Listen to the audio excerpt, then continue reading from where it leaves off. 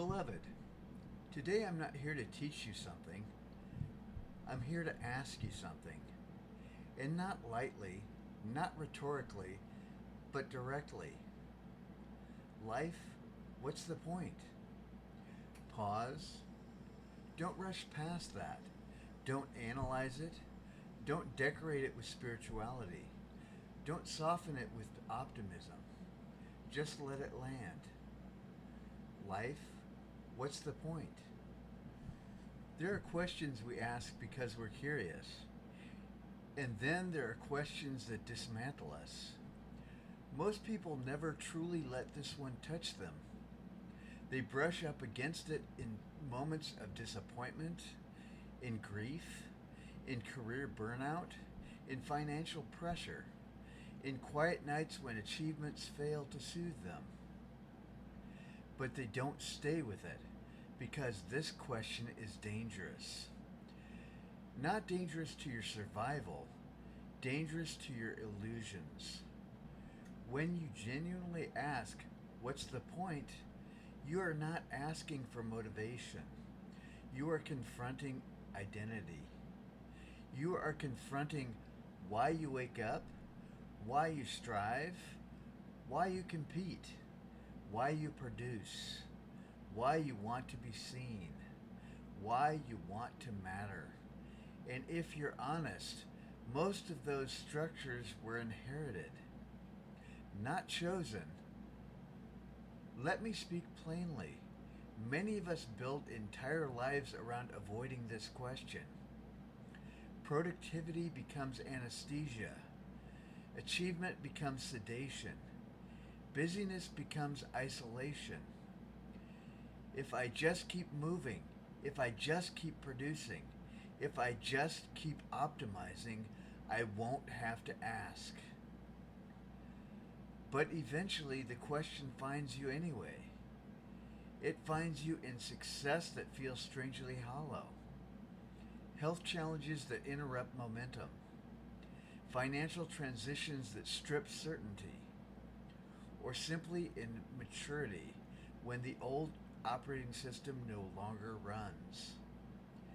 And when it arrives, you have two choices. You can distract, or you can enter.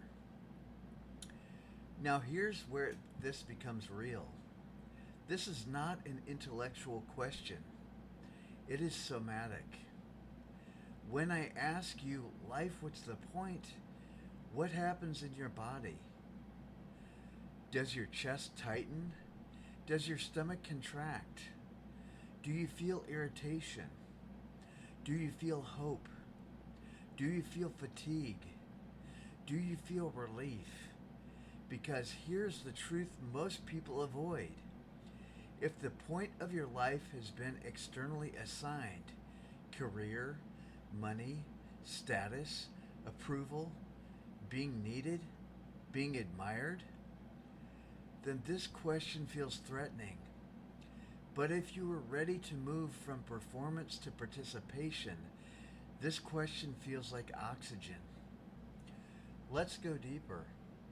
The mind wants an answer, but the question is not seeking information, it's seeking alignment. There is a profound difference. Information fills the head. Alignment reorganizes the nervous system. The mind says, tell me what the point is so I can pursue it. But the deeper intelligence says, stop running long enough to see what you've been pursuing. Most people don't lack purpose, they lack pause. There was a time in my own life when output was my identity. Create, build, launch, record, refine, produce. Massive output, rare completion. From the outside, impressive. From the inside, restless. Because if I slowed down, the question would surface. What's the point of all of this? And that question isn't asking what should I build next. It's asking who are you if you stop building? This is the one that undoes you. Let me offer something radical. Maybe the point of life isn't something you achieve. Maybe it's something you embody. Maybe this reason this question destabilizes us is because we were trained to chase meaning instead of becoming congruent with it. Meaning is not found at the end of achievement, it is revealed at the end of avoidance. And avoidance is subtle. It wears respectable clothing.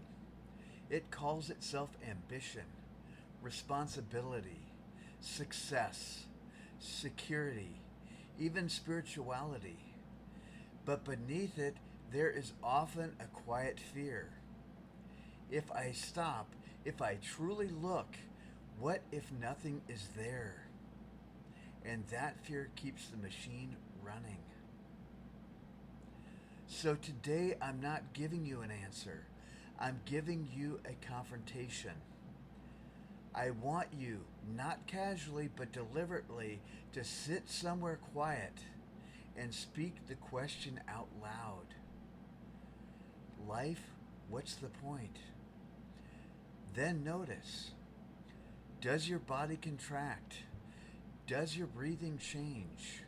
Do you feel agitation? Do you feel grief? Do you feel anger? Do you feel a strange openness? Stay with that. Do not fix it. Do not spiritualize it.